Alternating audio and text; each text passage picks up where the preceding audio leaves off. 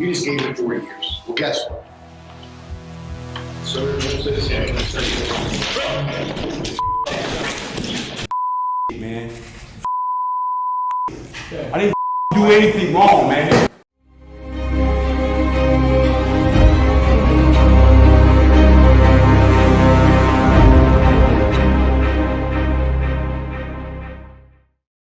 This is Ricky Hand, who is facing charges for multiple armed robberies in Ohio. Ricky was charged with aggravated robbery, attempted safecracking, abduction, breaking and entering. Give me 40 years, sir.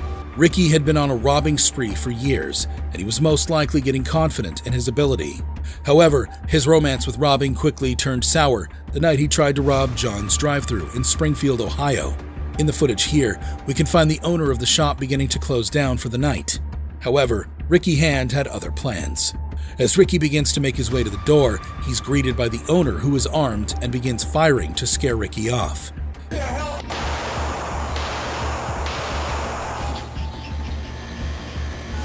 The owner then called the police to inform them that there had just been an attempted robbery at the shop, which resulted in a man getting shot. 911 emergency. Yeah, this is John's drive-thru, West Main Street. A guy just tried to rob me and I shot him. He ran out the back door. Okay, is he injured? I think I hit him. Well, as it turns out, he did in fact hit him, because only 2 days later, a man admitted himself to the nearby hospital to treat bullet wounds. It didn't take long for police to piece together that this was most likely the robber they were looking for. Arrests were made at the hospital, and Ricky was questioned that night. Tried to rob John's drive-thru. Got shot 3 times. I did the crime, I ain't gonna lie. I just wanted to live. If you thought the crimes were horrendous enough, wait until you see how Ricky reacted after being sentenced. As the judge drops the bombshell and hands Ricky a 40-year sentence, the man's mind seems to short-circuit. As if to confirm what he heard, he asked the judge if that was his sentence. Did you just give me 40 years, sir? Yes. Nobody expected that Ricky had a surprise up his sleeve, or rather, in his arm sling. Closely, Hand reaches into his arm sling and pulls out some cloth that was hiding a small bottle. This genius had hidden pill bottles filled with his own feces and urine right under his arm the whole time. In the blink of an eye, Ricky whips out those bottles of nastiness and throws them at his defense lawyer. The lawyer got a taste of some foul-smelling justice, and the courtroom went into complete chaos. I guess Ricky wanted to make sure he left a lasting impression in that courtroom, and boy, did he succeed. You just gave him 40 years. Well, guess what? So what's this here? 40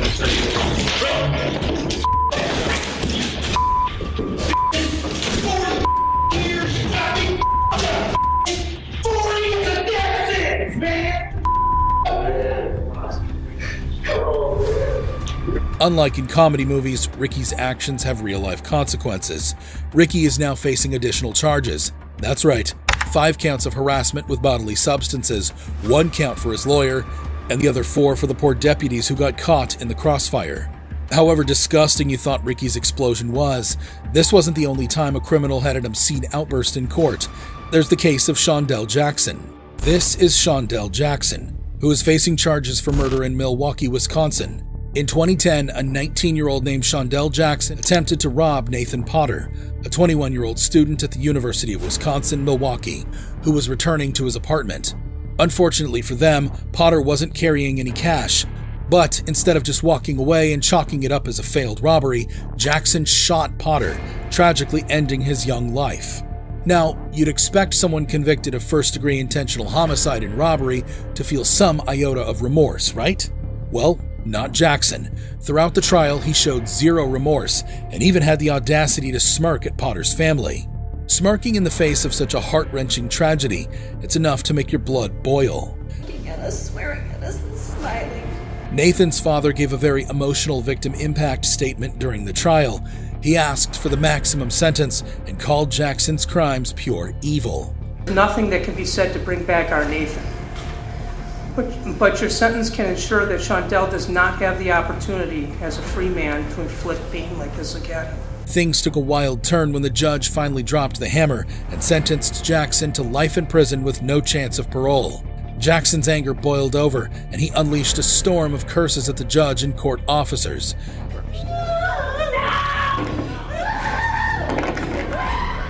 The scene quickly descended into chaos as court officers had to jump in, tackling Jackson and even resorting to pepper spraying him to bring him under control. But the madness didn't end there. Sitting in the back of the courtroom, Jackson's family couldn't resist chiming in.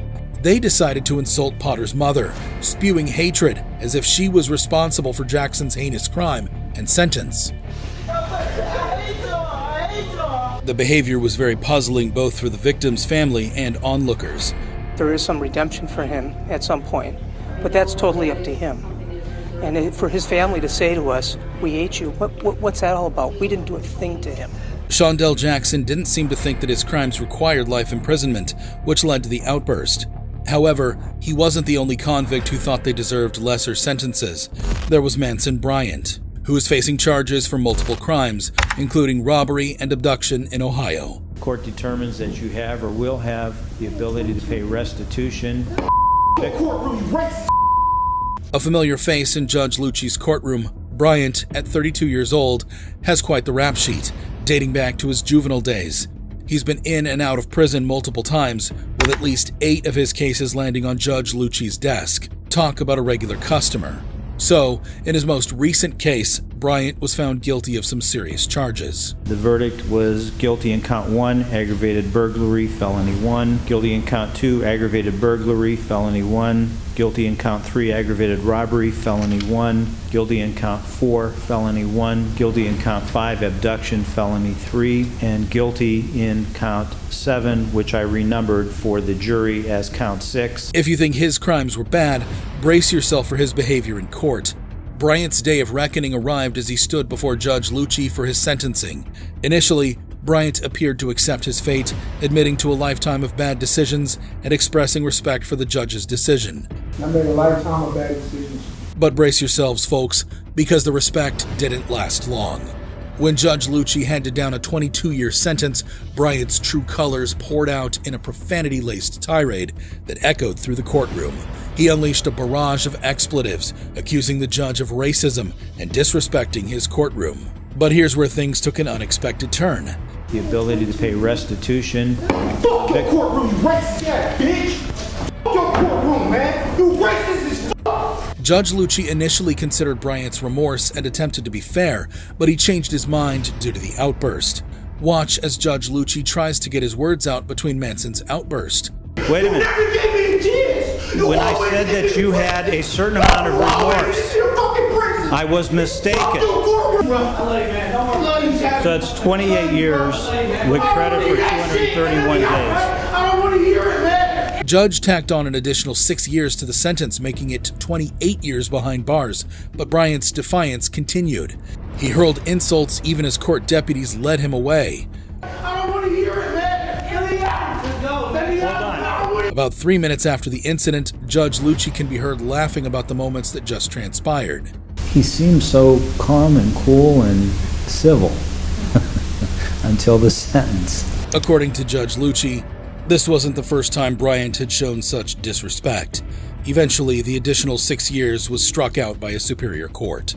It wasn't on the record, but the last time, as he was walking out of the court, he said, "Suck my dick, Judge." Bryant's outburst may have been uncalled for. However, some cases are so heartrending that outbursts might be overlooked, like the case of Dexter Johnson, who is facing charges for murder in Houston. This tragic story began when Johnson and 4 others carjacked Maria Aparici and Hoi Ngo, her boyfriend, in 2006. The gang held the couple at gunpoint while they took their belongings, then drove them around Houston. Johnson and his accomplice, Keithron Fields, subjected them to a nightmarish ordeal of torture and humiliation. Police reported that Maria Aparici and her boyfriend were shot in the head and left in the woods. It took 5 days before their bodies were discovered. Now in a Harris County courtroom, 19-year-old Dexter Johnson faced his punishment for the crimes he committed. Though Dexter admitted his role in the crime, he was persistent in his defense, claiming that he was not the shooter. Throughout the trial, Johnson remained stone-faced, his eyes fixed on the defense table. But a wave of emotions overwhelmed him when the decision was finally announced: the death penalty. Tears streamed down his face as he looked towards his family, wanting to give them one last wave goodbye. He appeared confused and unsure of what to do next. Capital murder. In accordance with the laws of the state of Texas, this court hereby assesses your punishment of death.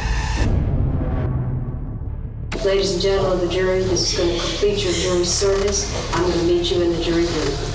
All rise. And then it happened. In an instant, Johnson's rage consumed him, and he hurled a chair across the room. Chaos erupted as officers swiftly tackled him, and the courtroom descended into panic. Keep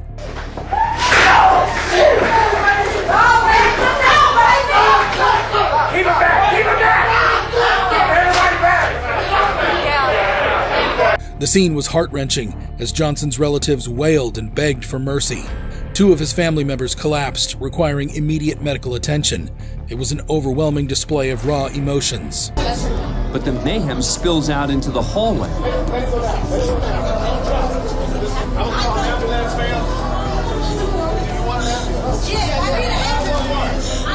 Amidst the turmoil, the presiding judge, Denise Collins, reached out to console those affected by this dramatic episode. She offered kind words and support to the parents of Maria Aparici, the woman whom Johnson robbed, sexually assaulted, and killed. It was a moment of solace amid chaos. Emotion was a constant presence in this case. Johnson's mother, Renee Johnson, passionately defended her son, declaring his innocence and putting her faith in divine intervention. Protasio Aparici Jr., the grieving father of Maria Aparici, expressed his pain and spoke of the violence inflicted upon his daughter. In a way, it could be said that Johnson got what he deserved, and his outburst was understandable. However, there are other convicts whose punishment seemed lenient and their outbursts confusing. Such is the case of Eric Pendland, who is facing child endangerment charges in Ohio. Pendland was convicted of violently shaking the child, causing permanent disabilities. Eric Pendland was charged with shaking his then-infant son so violently 2 years ago, the boy is now blind and permanently disabled. I was there as the verdict was read in a courtroom full of emotion. The abuse occurred when the child was just 3 months old. Sharon Lawson and her husband, who have been dedicated foster parents to disabled and abused children, began caring for Pendland's baby boy in 2017. The now 2-year-old victim was formally adopted by the Lawsons a few weeks before the sentencing and has since relocated out of the area, providing him with a safe and loving environment. The prosecution explained that for the rest of the boy's life, Eric will rely on others to bathe him, dress him, change his diapers, feed him. The lifelong consequences of Pendland's actions are devastating and irreversible. Sharon Lawson also expressed the unimaginable agony they endured while caring for the baby. The child's relentless screaming, which lasted for hours on end, left them completely unprepared for the severity of the abuse. Nothing prepared us for the screaming. Hours and hours of screaming. It was a very disturbing case indeed. Nevertheless, Pendland insisted that he was innocent. I've been falsely accused. I've been wrongfully convicted. If you think that Pendland would be remorseful or that his actions were horrible, you'll be shocked by his behavior in court. Throughout the entire legal process, Pendland showed no remorse. Prosecutors also highlighted Pendland's prior criminal record, including robbery convictions and a federal firearms charge. Due to his previous offenses, mandatory prison time was inevitable in this case, and the prosecution requested the maximum sentence. I would submit to the court that this entire record is absolutely devoid of any remorse by the defendant. And the maximum sentence he got. Pendland was sentenced to 11 years in prison. Prosecutors emphasized that Pendland wasn't facing more severe charges because the baby had miraculously survived his injuries.